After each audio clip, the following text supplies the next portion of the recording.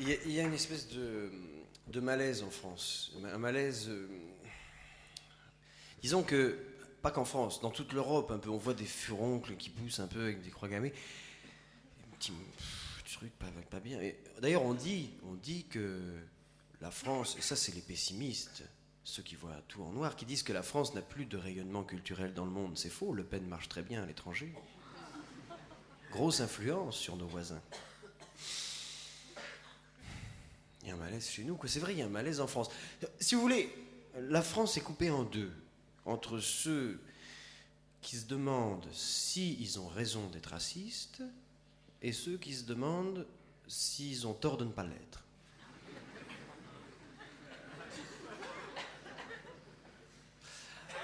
Alors, moi, j'aimerais, dans la faible mesure de mes moyens ridicules, essayer quand même, malgré tout, d'apporter ma pierre dans la gueule du débat, mais, vous savez, dans le domaine du racisme, plus que dans tout autre, il convient de dépassionner. De dépassionner, bon, oui, il faut parler des étrangers. Vous voulez qu'on en parle? On va en parler. On va parler des étrangers, puisqu'il faut en parler. On va en parler. Mais sans haine. Objectivement, on va dire les choses telles qu'elles sont. Vraiment, sans passion. On va essayer, si vous voulez, de faire le vide en nous et en parler avec sérénité. Commençons par l'anglais.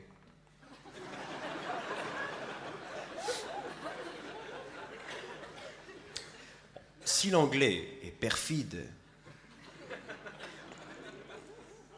c'est qu'il a un fond d'aigreur.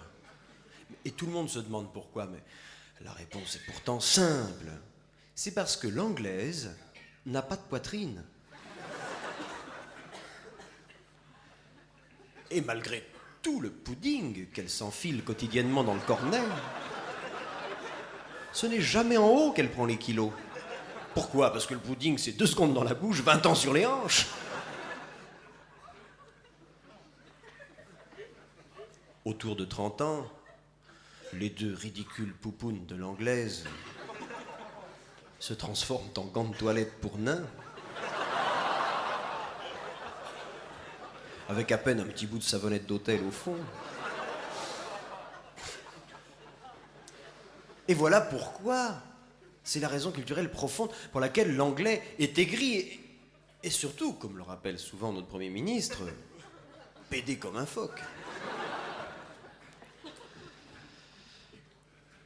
L'allemand. Alors, si l'allemand est grave et sérieux, si l'allemand est obsédé d'ordre, c'est à cause de son absolu manque d'humour qui lui fait sublimer tout ce qui est grave et sérieux. Alors, on peut se demander pourquoi l'allemand se rend-il à son bureau tous les matins en marchant au pas de loi.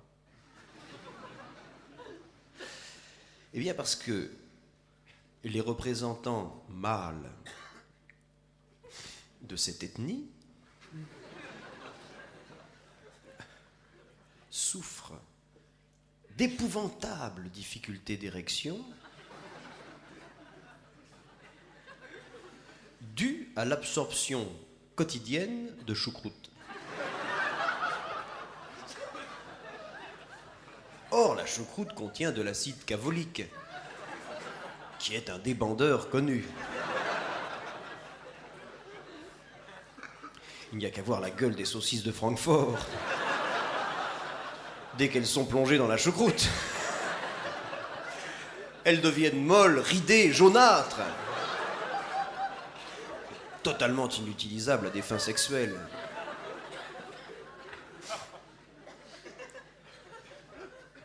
Par contre, la femme allemande, elle, est une saute au paf.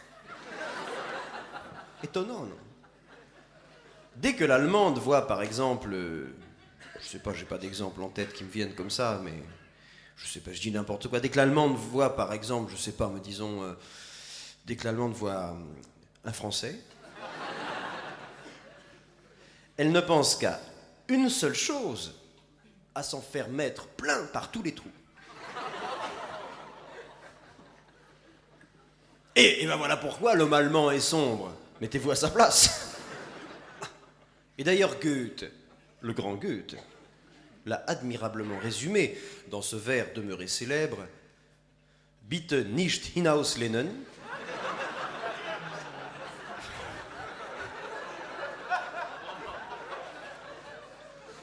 Ce qui signifie en clair qu'il est plus facile d'ouvrir la bouche que de tendre le bras.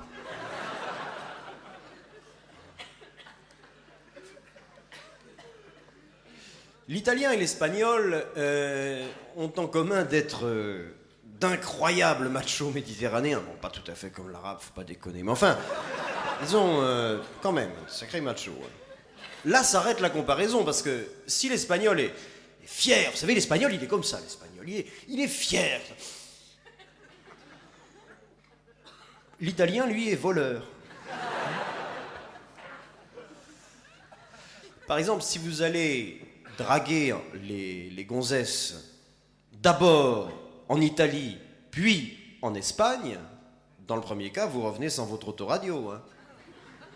Dans le deuxième cas, c'est votre autoradio qui revient sans vous.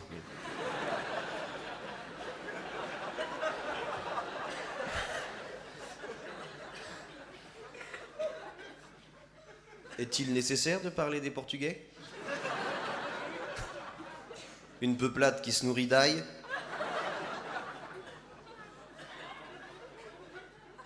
Et dont les femmes ont tellement de moustaches que si Picasso les avait peintes, on aurait du mal à reconnaître une lèvre d'un dessous de bras.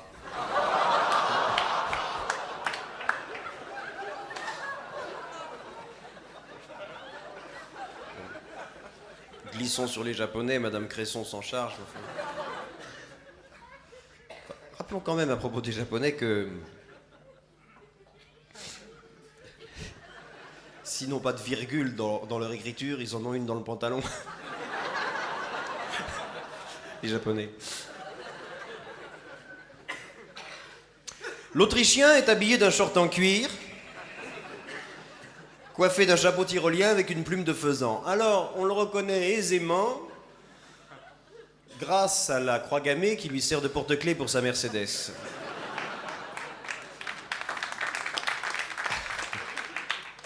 Bien que viscéralement nazi, il n'est pas dangereux. Non, non. Non, parce que... Enfin, sauf quand il chante, hein, en passant très vite des notes aiguës aux notes graves, ça casse très vite les couilles des auditeurs. On rigole, mais nos étrangers internes ne valent pas beaucoup plus cher. Hein.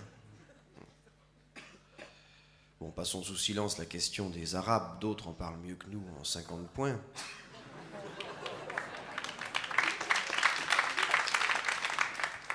Enfin, rappelons quand même, à propos des Arabes, que un des principaux défauts du Maghrébin est d'être nombreux.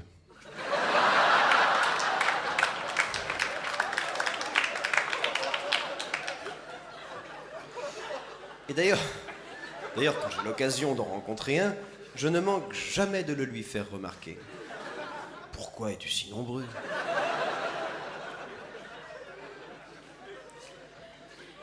Les Juifs, bien que jouissant à tort d'une meilleure réputation usurpée, ne valent pas plus cher. Non, prenez au hasard n'importe quel Juif du sentier. Ouvrez le coffre de sa BMW. Vous y trouverez à coup sûr 3 Turcs en situation régulière avec une machine à coudre en train de piquer des jeans.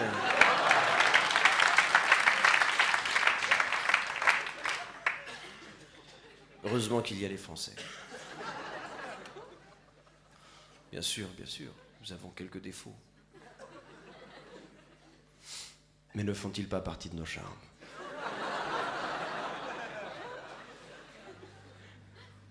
Et d'ailleurs, même en cherchant bien... Enfin, si quand même. Souvent, le Français a la bite un peu trop grande. C'est vrai. C'est vrai. Et comme c'est un fameux baiser, ça lui joue des tours. Il lui arrive d'être obligé de mettre des rondelles pour ne pas perforer les poumons de sa partenaire. Oui. C'est vrai, c'est le défaut des Français. Une trop grosse quéquette peut nuire. Mais elle peut aussi être un atout dans un monde où il y a tant de grosses têtes de cons xénophobes.